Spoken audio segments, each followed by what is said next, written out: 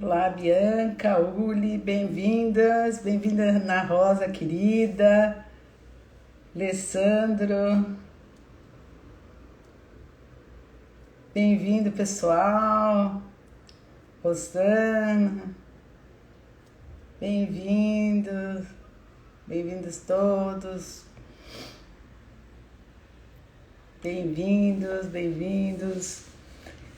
Então, pessoal, vamos conversar sobre mães narcisistas e pais narcisistas perversos quando eles ficam idosos. Como será isso, gente?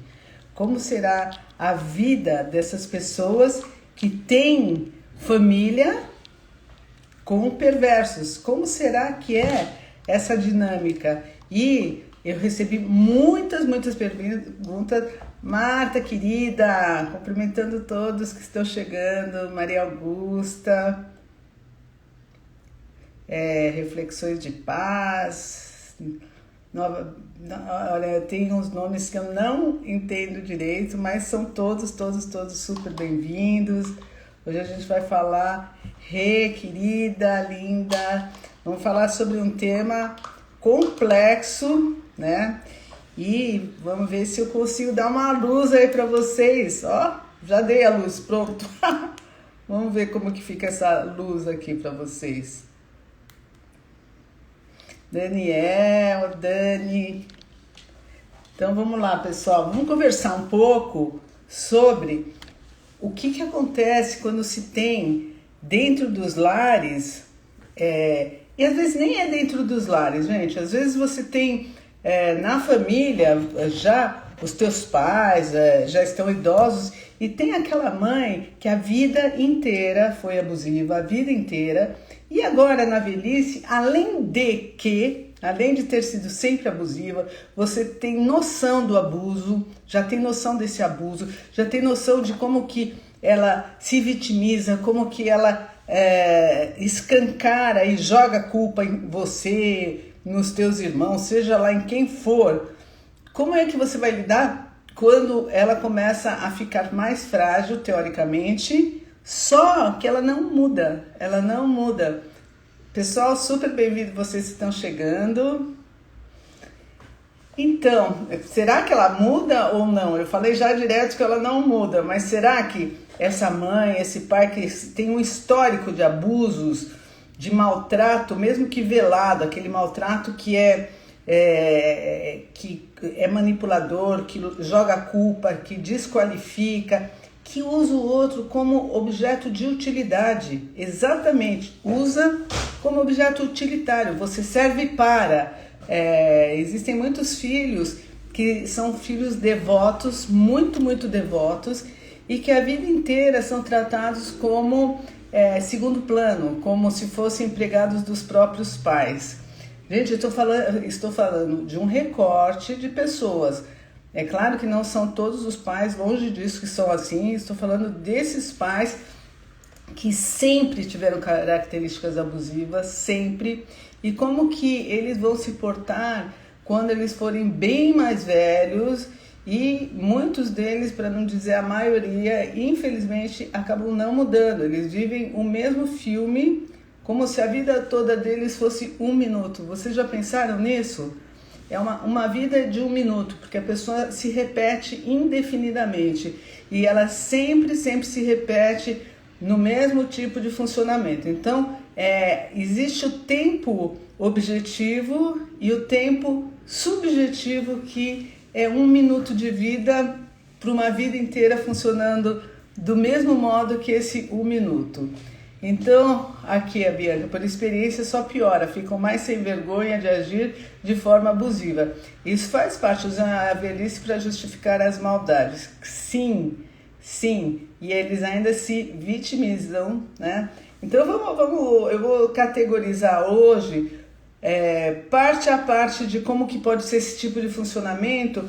E o mais importante é as vítimas, as pessoas que estão lidando com esses pais, como que podem lidar com esses pais, porque é como se fosse uma situação, embora conhecida, ela tem muitos tentáculos, tem muitas linhas de atuação na mesma história. E quando a pessoa envelhece, essas linhas de atuação elas ainda usam da questão do próprio envelhecimento como um artifício. Então eu vou contar algumas histórias para vocês já transformadas de mães, pais de pacientes, parentes de pacientes que envelhecem dentro do espectro abusivo e como que se lida com esse tipo de pessoa, né? Então, assim, eu também vou falar de bastante pessoas que me perguntaram como lidar com esse tipo de... meu ex-sogro contava memórias que mais pareciam alucinações. Sim, olha, vocês vão colocando todas as questões de vocês, a gente vai conversando, eu vou contar passo a passo o que envolve isso tudo dentro dessa perspectiva. Olha só, tem muitas pessoas vão para esse recorte quando as pessoas têm os pais abusivos já mais de idade e que por N circunstâncias eles acabam morando junto com algum dos filhos. Normalmente esse filho que abriga, que acolhe esses pais, é o mais benevolente. Ele pode ser que seja assim, pode ser que dentro de uma trama abusiva seja até o bode expiatório, aquele que serve de utilidade a vida inteira para esses pais, aquele que por muitas vezes acaba sustentando, ou mesmo se ele não sustenta, se a questão financeira fica nas mãos dos pais, ainda é pior, nem sei se é pior, porque esses pais vão abusar dos recursos financeiros que eles têm em cima das obrigações que esses filhos têm. Então, uma coisa que é muito importante ressaltar aqui é que quando esses pais moram na casa e já são mais idosos, eles vão continuar com milhões de demandas e cada vez mais mau humor. E você, como sempre, vai ser o devedor, vai ser a devedora, e vocês podem ampliar isso daí para essas relações com os pais idosos, mas também com as relações abusivas em geral. Então, a única diferença é que esses pais idosos, eles vão fazer o uso da idade. Eu já ouvi de muitos desses pacientes que têm pais idosos falando que eles usam, inclusive, de palavras assim: olha, você vai ver, quando eu morrer, você vai se arrepender, você vai sentir culpa, ou eu morrer antes porque você não está fazendo aquilo que eu estou precisando que você faça para mim. Então é aquele mau uso das palavras que, como a trama já é abusiva e se a pessoa não está preparada, ela entra assim como se fosse uma flecha dentro do receptor. Então uma das questões mais importantes para quem tem pais dentro de casa, ou para quem tem pais mesmo que fora de casa, é aprender a fazer literalmente a blindagem anti-abuso, que são várias ações em nome da vida. Então, que tipo de ações que podem ser feitas em nome da vida quando se tem pais abusivos?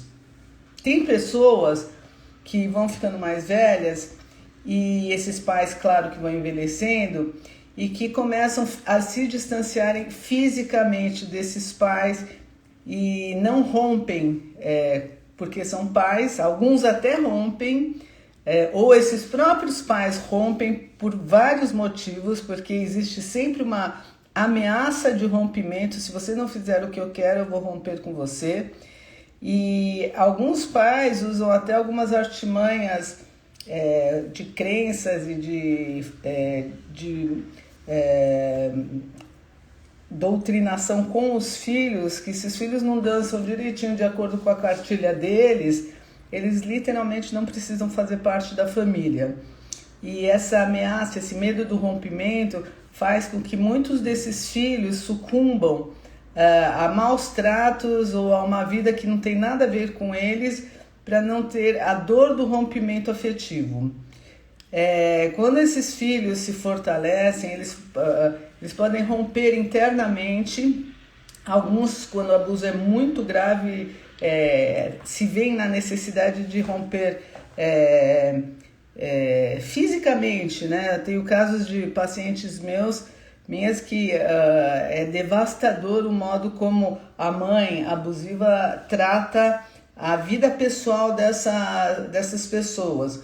Então são mães que invadem os territórios inclusive profissionais, sociais, pegam contatos, e aí existe realmente uma necessidade de um afastamento importante, porque senão a vida dos filhos fica em função desses pais extremamente invasivos e que literalmente podem destruir todos os laços afetivos e de trabalho. Então, as exigências são infinitas, então se você está ocupado, você tem que largar o telefone na hora, atender o telefone na hora, se você está numa empresa, se você não fez aquilo que essa mãe ou que esse pai pré-determinou, existe uma invasão terrível na vida pessoal. Eu já vi casos de mães e pais que ligam para amigos, ligam para trabalho, vão no trabalho e denigrem os próprios filhos, com uma ameaça muito grave se esses filhos não os obedecerem nas suas infinitas demandas. E quanto mais velhos eles vão ficando, menos capazes de fazer essa invasão eles vão tendo, mas ainda assim existem outros tipos de abusos que não param e de vitimizações. Então, uma das situações importantes para as pessoas que passam por relações abusivas com os pais e que esses pais envelhecem e continuam exigindo, e aquilo que escreveram aqui, e totalmente sem filtro, cada vez com menos filtro do que era antes velado e manipulado, agora ele é escancaradamente uma necessidade de ser preenchido ininterruptamente, e as ameaças, elas são muito explícitas. Então, eu tenho muitos pacientes que se autodeterminaram por uma visita, eu já vou ler o que vocês estão escrevendo aqui, já vou. Que se autodeterminaram por um conceito histórico e de respeito à hierarquia da mãe biológica, do pai biológico, essa hierarquia transgeracional, um respeito de uma visita, mais uma visita fugaz, com bastante consciência de que o ataque vai surgir a qualquer momento, e mesmo quando a pessoa pode entrar, a mãe ou o pai podem estar de mau humor ou podem soltar alguma coisa que desestruture totalmente o campo emocional do filho, da filha, seja de quem for mais próximo. E a gente sabe que a habilidade desses pais, onde eles têm forças, é quando eles, que a gente chama de vampiro emocional, porque eles desestabilizam emocionalmente os filhos. Então, se você não tiver muito esclarecido do funcionamento adoecido dos seus pais, é possível que você, ainda na idade adulta, entre em conflito de culpa, e é muito sério, muito grave, porque até esses filhos despertarem com clareza de que esses pais são adoecidos, e é um adoecimento psicológico muito sério, esses filhos vão ficar em dúvida se eles são os abusadores ou não. Então, se a culpa é deles, se eles próprios que fazem esse tipo de situação com os pais, se eles são ruins, né? E será que eu falei? Será que é isso mesmo? E então precisa ter um trabalho para separar e entender que existe esse tipo de adoecimento psicológico, e esse adoecimento é muito sério, e se você está percebendo isso, você precisa se proteger, enxergando aonde que está a doença, fazendo um luto do ideal desses pais saudáveis que não foi possível. Então, quando você conseguir fazer esse luto desses pais que não foram possíveis, você vai conseguir tratar esses pais, mesmo que idosos, no quadrado deles. E essa sim é que é a blindagem emocional. É ter a consciência, se trabalhar fortemente para perceber quem é quem nessa situação. Então, o conselho que eu posso dar, se é que eu posso dar o nome de conselho, mas a sugestão que eu posso dar para quem tem pais que são extremamente abusivos, que eles não vão mudar, tratar eles dentro desse contexto histórico de transgeracionalidade, sabendo, tendo consciência desse tipo de adoecimento. Então, perceber que toda aquela ilusão não existe, eles não vão mudar, e tratá-los como pessoa, como que eles realmente são, e cuidar de si próprio o tempo todo, porque é uma bolha que eles têm, eles precisam te chupar para dentro da bolha deles, mas você está em outro lugar, você está em outro, o teu filme é outro. Então você tem que ter muita consciência, e quando estiver com esses pais, ficar o tempo todo atento, porque em qualquer desvio de percepção, se você relaxar, se você tiver algum momento de cuidado, algum momento mais desarmado, eles podem usar de todas as armas que eles sempre usaram. E outra coisa que é importante é perceber que tem muitos pacientes que falam assim: nossa, a minha mãe de repente ela tá ficando tão boazinha, não sei se é verdade, não sei se não é verdade. Então não esquecer que isso daqui tem muita manipulação nesse lugar de ficar boazinha, que essa transformação pode ser também um processo de manipulação. Às vezes esses idosos, eles se moram sozinhos, eles não querem ficar sozinhos, então eles vão manipular, de repente eles vão ser muito bonzinhos para conseguir o que eles querem. Eles vão mudar e vão articular do modo que eles entenderem, para eles terem o benefício que eles querem ter. Então é uma situação onde o que salva é a tua lucidez, a tua consciência, e não entrar no jogo de quem está de fora da família, que faz: puxa, você nem fica muito próximo da sua mãe, ou você fica, mas ela reclama que você isso, que você aquilo, e entender claramente o que você está fazendo, que você está se protegendo, e que você não está facilitando a loucura dos seus pais, inclusive. Porque sabe aquele termo que é o facilitador atrapalha? Se você facilitar, se você entrar em contato e ficar como a vítima deles, ficar como a utilidade deles o tempo todo, de modo inconsciente, se sentindo culpado, você está facilitando até o último dia da vida deles que eles não possam despertar. Então, se existe uma chance desses pais despertarem, o mínimo que seja, é você não entrar na manipulação deles. Então, cuidado com a opinião do que os outros vão falar de vocês, com a preocupação que vocês podem ter em relação a esse jogo que pode ser feito como manipulação em relação a isso. Façam o que é necessário, tá? E se cuidem para esse tipo de manipulação que costuma ocorrer, infelizmente, até o final da vida, né? Então, eu tô aqui olhando algumas das perguntas que vocês me fizeram e quero, na medida do possível, responder todas, né? Então, tem uma pergunta assim: como proteger os netos desses avós quando os netos têm 30 anos de idade? Então, tem uma pergunta aqui.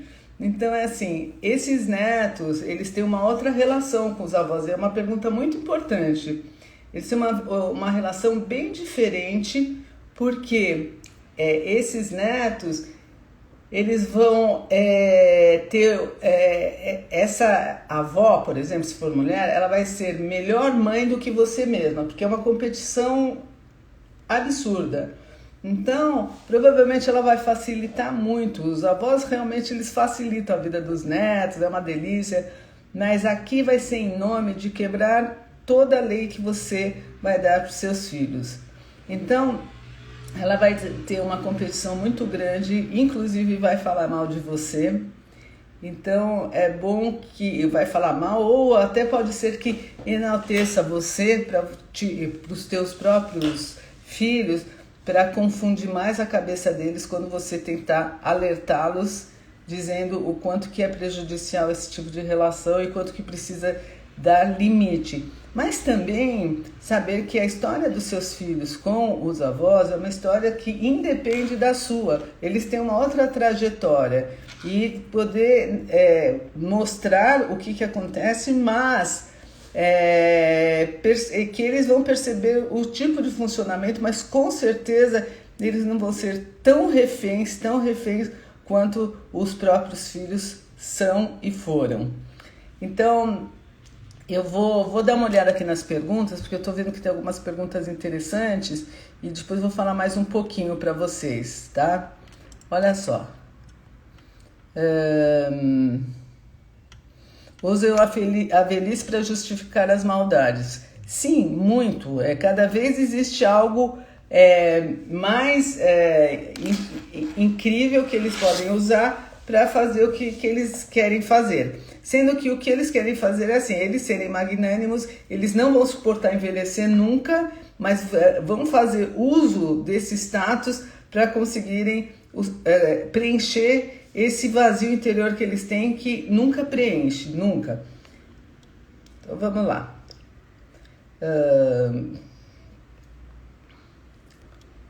Olha, a mãe não aceita cuidadores ou damas de companhia e eu não consigo suportar emocionalmente a convivência, pois a violência emocional é frequente.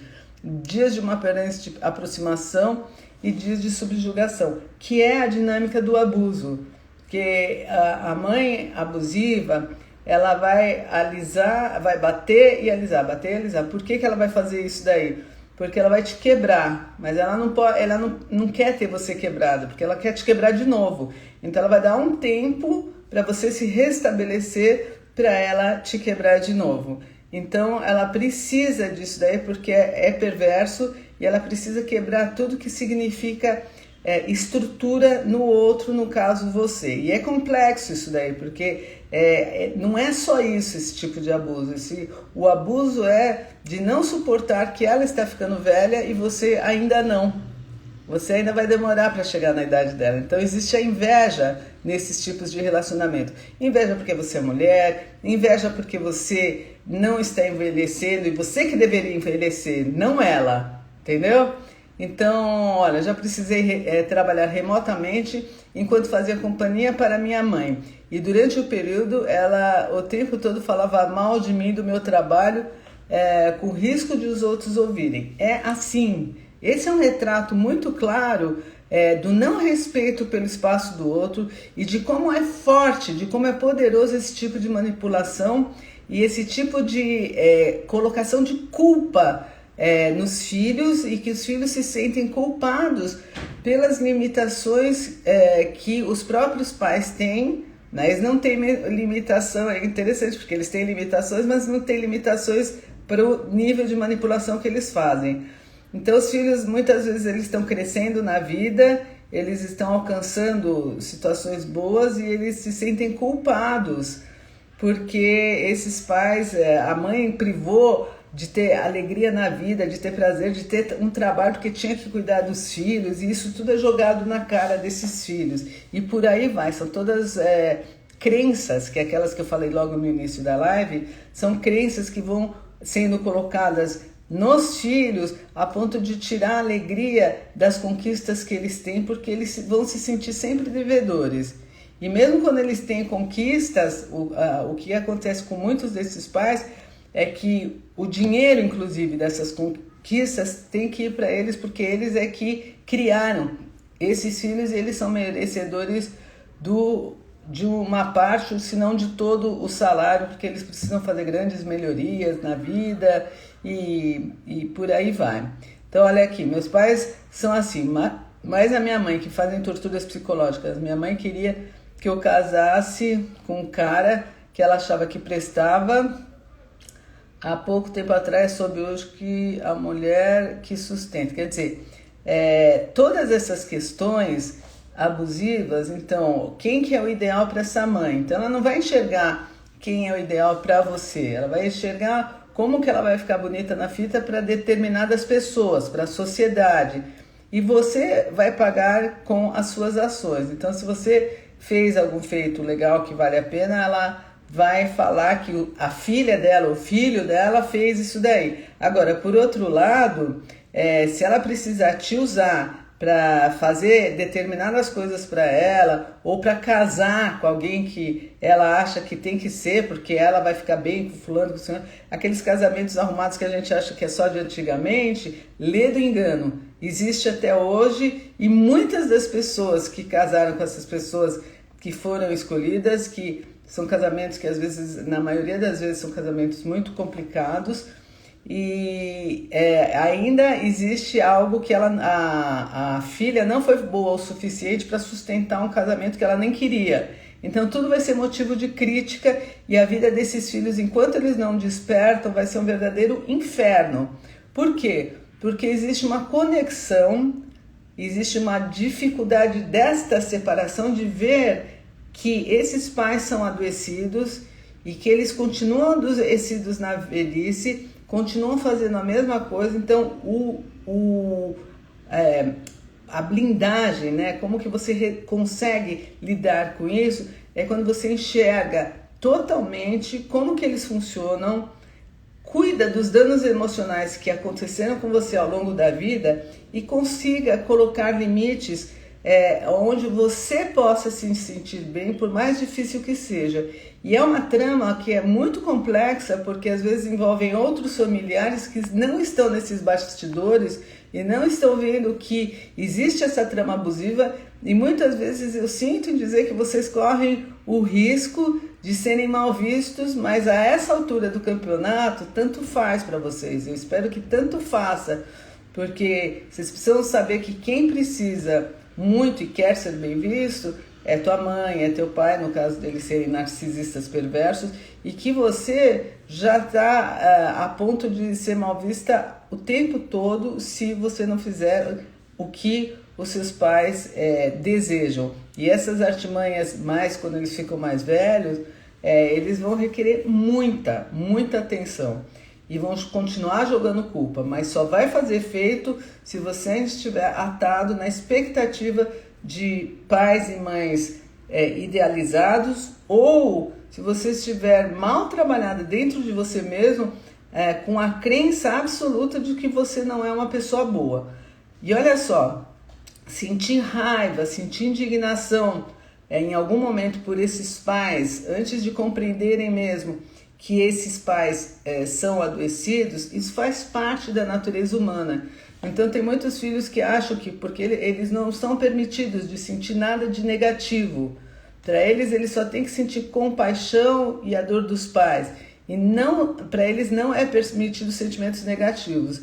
Então na hora que vocês acolherem esses sentimentos negativos e verem que tá tudo bem, é uma fase de percepção, tá tudo bem ter indignação, ter esse sentimento negativo e perceber a trama onde você está, isso não te torna uma pessoa má, isso não te torna uma pessoa mal agradecida. Então, para você poder se blindar, você precisa saber muito bem lidar com os sentimentos que vêm, acolher esses sentimentos que são legítimos e são objetivos, eles são passíveis de existir dentro de uma trama abusiva desse porte, até você chegar num ponto que você vai ficar totalmente desidentificada com esse tipo de malandragem que esses pais acabam tendo.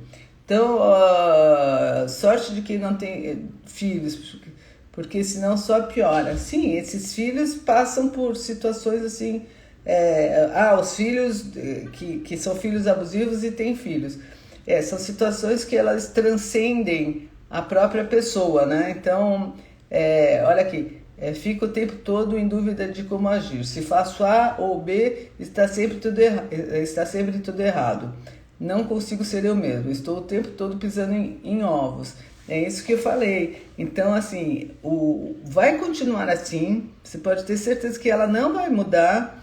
Quem vai mudar nessa situação, nessa relação, é você. Como que você vai lidar com uma pessoa que você já sabe que ela está falando que tudo que você faz não está certo? Porque é uma pessoa que está totalmente insatisfeita sempre. Então não é você que é o problema.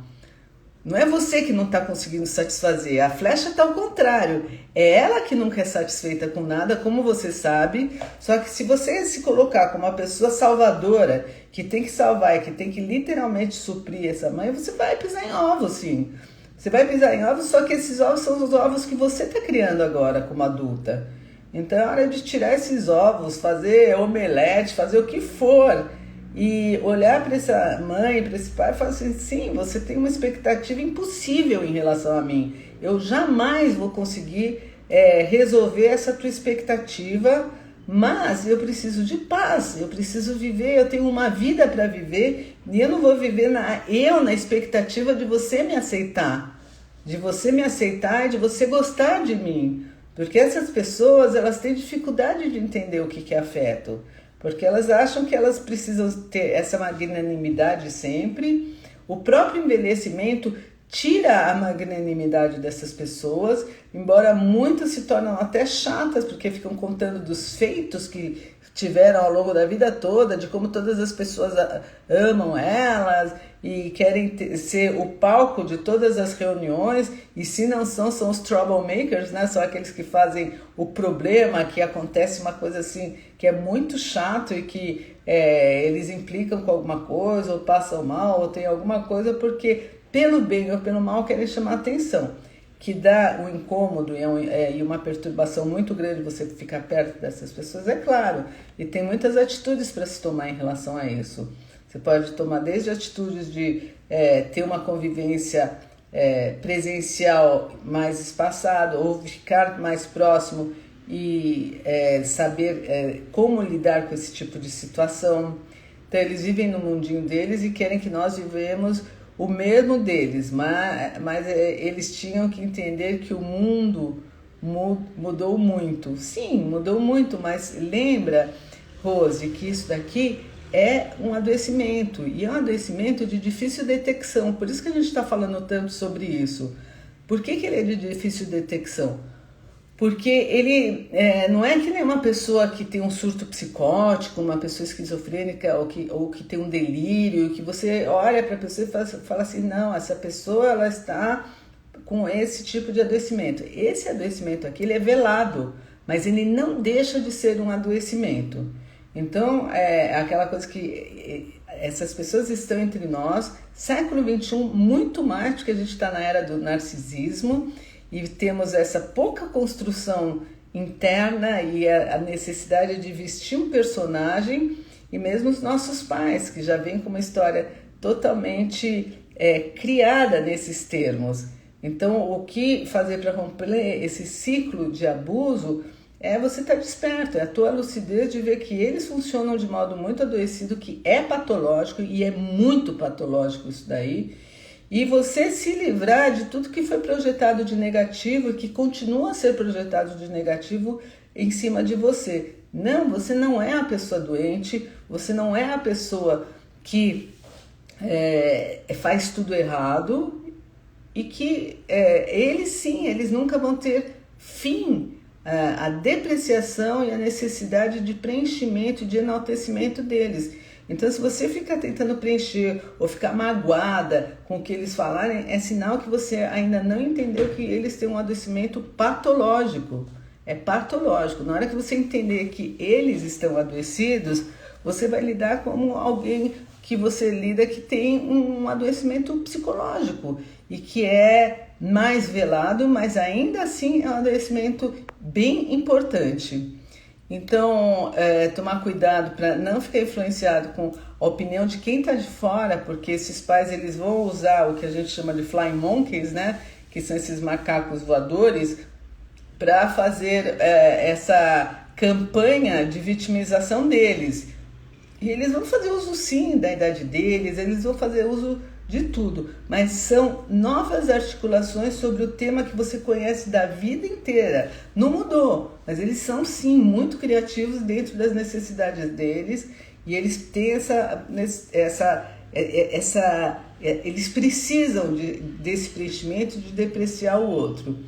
E eu vou voltar a dizer para vocês, imaginem vocês que vocês estão despertando. Então, o que significa isso? Existe um movimento dentro de vocês, de dentro para fora, de perceber como esses pais são, de mudar em relação às demandas desses pais, de tomar atitudes em nome da vida, de seguir com seus próprios gostos, de validar a sua autoestima. Então, isso tudo se chama movimento da consciência.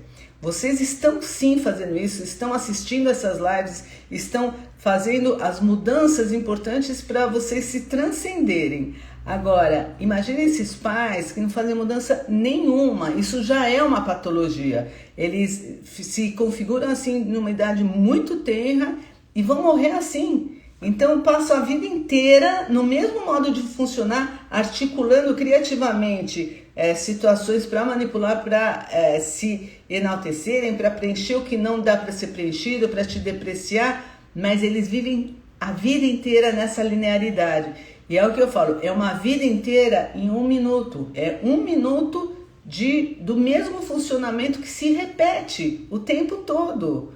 Então, vocês precisam agradecer aos céus que vocês sentem a possibilidade dessa mudança e não compactuar com esse funcionamento dos pais de vocês, que significa, eu não estou identificado com isso, eu não estou identificado com esse tipo de funcionamento, eu te vejo, e o fato de você ver e não estar na trama, já é uma chance desses pais despertarem.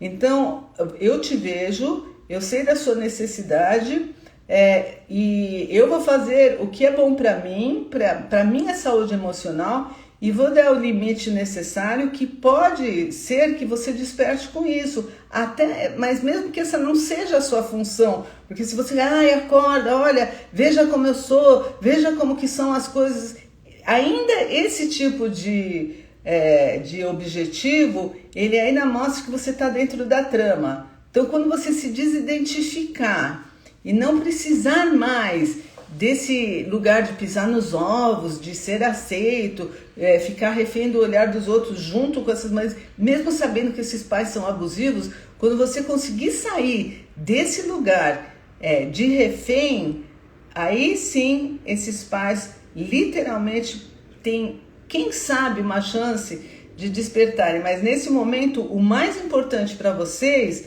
vai ser o caminho lúcido que vocês estão traçando. Vocês vão sair de uma bolha que vocês estão grudados em uma tela, vocês ficaram tridimensionais. Sabe o que é isso? Vocês se transcenderam, vocês conseguiram olhar na outra bolha e ver esse adoecimento e ver que vocês não são os adoecidos, que vocês podem acertar, errar, que vocês têm boas tentativas. Então, deixa eu ver aqui, ainda bem que os netos são adultos, eles conseguem fugir, e os pequeninos que ficam à mercê de um poder judiciário desinformado. Pois essa parte dos avós e dos pequenos e desse poder judiciário desinformado, vocês me aguardem, porque a semana que vem eu vou fazer uma live fantástica com a doutora Ana Lúcia. A gente vai falar exatamente sobre os testes psicológicos, alertando da importância do Poder Judiciário ter esses testes para definir com mais clareza se existe manipulação, se não existe, porque eles são muito bons para manipular, inclusive os mais avisados, quando não conhecem, porque não conhecem o histórico da pessoa como você conhece dos teus pais, eles vão ter um processo pontual, mas com testes psicológicos que vai ajudar sobremaneira a definir definitivamente quem é quem nessas histórias onde entra o Poder Judiciário. E sim, os avós muitas vezes entram para pegar os netos, são histórias assim muito complexas e que quanto mais o Poder Judiciário souber, e a gente já está ativando. Semana passada eu fiz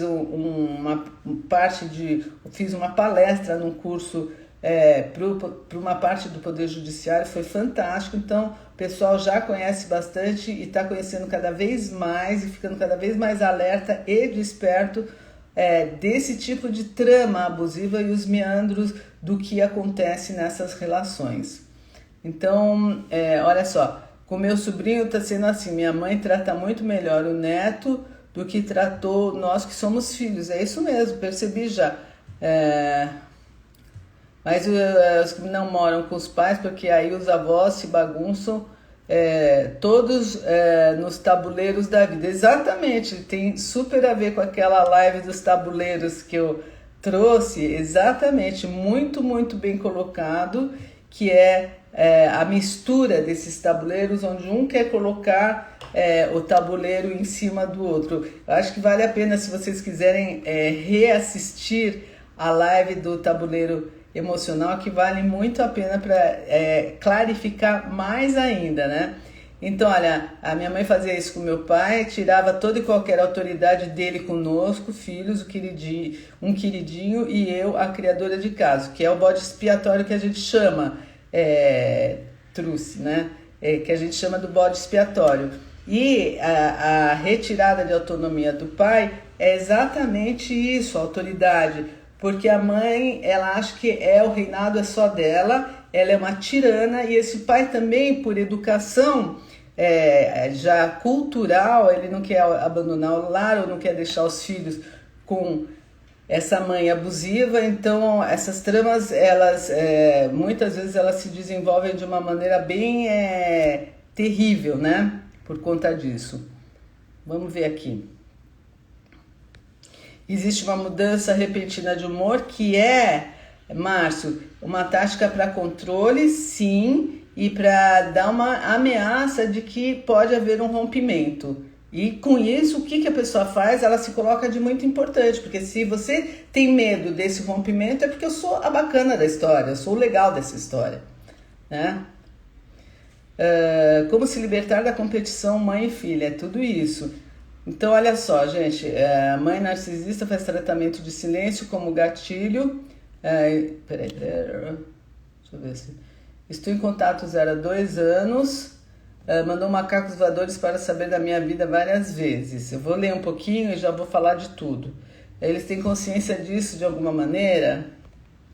Eles nunca, uma das características deles, que é avassaladora para as vítimas, para os filhos, é que eles nunca reconhecem o que eles fazem, nunca. Eles vão trazer quando a coisa fica muito, muito evidente, ou eles vão usar que eles não se lembram, que não foi bem assim, vão fazer o gaslighting, ou eles vão usar uma desculpa estapafúrdia, que agiram dessa maneira porque você fez algo em algum momento e como uma espécie de vingança. Eu não tenho coragem de ter filhos justamente porque a minha mãe é narcisista e eu sou o bode expiatório. Mas olha só, gente, qual que é o antídoto, né? Que aqui tem a pergunta de como que lidar com essa competição, como que acabar com essa competição. É você literalmente se desvinculando emocionalmente dessa mãe. Ela tem a competição, ela não vai passar o bastão do feminino para essa filha. Essa filha é uma ameaça ao feminino dela, ao envelhecimento, porque se essa filha virar mulher, ela fatalmente vai envelhecer, né? Então ela quer ser forever young, sempre jovem, sempre jovem. Então quando você perceber essa trama, é você criar a tua identidade feminina afastada e longe dela, com seus gostos. Se você tem amigas, vai procurar a ajuda delas para os gostos do feminino, ou quem pode fazer uma assessoria de imagem também, que é fantástico. Tem até a Renata que está aqui, que faz, que é maravilhoso o trabalho dela. Então, você descobrir o seu feminino naquilo que é você, a tua identidade mesmo. Como isso daqui num processo terapêutico. É isso aí, que é Moto Brodes. Que bom, né? Que tá te ajudando. Então, estou super à disposição de vocês. Vocês veem que a gente tem embora seja uma live, estou conversando com vocês, adoro que vocês escrevam. Vou colocar aqui as questões de vocês. Tem muita gente que me mandou questão porque é um tema muito complicado, muito complexo, que me mandaram questões que eu estou respondendo ao longo da live, e o que vocês colocam aqui, olha, minha irmã fez isso, o que aconteceu? Minha irmã se matou, não suportou ter casado com que ela não amava só por... Olha que coisa, é dramático, realmente tem umas situações que são muito, muito, muito, muito, muito dramáticas. Então, às vezes a pessoa, infelizmente, acaba com histórias muito graves, né? Então, consegui criar uma boa relação com meu irmão, apesar dela criar todo tipo de situação conflitante entre nós, comparações, transferências de culpa, sempre eu era a culpada em muitas barbaridades. Olha isso, é muito forte isso que você falou, porque a mãe narcisista, ela divide para governar, literalmente ela faz isso. Então, dificilmente os irmãos conseguem ser amigos, é muito difícil, porque eles vão competindo entre eles para ter esse amor e para ter um lugar com essa mãe. Então a mãe vai virando e cada vez ela vai falar mal de um e vai ficar aliada a outro, ou ela vai ficar sempre aliada a um falando mal do outro, que é o bode expiatório. Mas o que ela faz é fofoca mesmo, ela faz fofoca, e na maioria das vezes as fofocas são porque ela está magoada com o que algum não fez bem para ela, né? Ou como falou, ou como fulano falou para ela. É tudo isso daí. Então, é como uma realidade paralela, é isso mesmo. Então, peraí. As histórias somente mudam de endereço. Demorei 45 anos para entender que... Olha que fantástico, Elô, que você não tinha culpa, medo de abandono. Isso é da minha mãe. Sim, isso é uma projeção delas. Elas projetam todas as faltas, todos os medos, e não é só a mãe. Relacionamentos abusivos é igual. Quem, no fundo, tem medo desse tipo de abandono são eles próprios, mas eles jogam. Eu me sinto tanta coisa ruim em mim mesma, é como se eu estivesse ouvindo tudo isso, só me mostrasse as causas de cada momento que me levou a sentir isso. Sim, mas a ideia aqui dessas lives é você despertar e cair fora disso daí. Tem muita vida boa fora disso daqui. Muita vida boa. Bom, gente, olha, eu vou chegar aqui no final da live, porque senão a gente vai... tem os Sequestradores de Almas, que é o meu livro, que é fantástico, que ele traz... Olha só que eu falo... mas porque ele traz muita coisa sobre isso daí, muitas histórias. Sim, como não transferir isso para os nossos filhos? Então, o que eu vejo assim, você precisa tomar um cuidado para você não se tornar vítima dos seus filhos, não deixar os seus filhos como repetição de cenário, que você tenha que o tempo todo agradar seus filhos,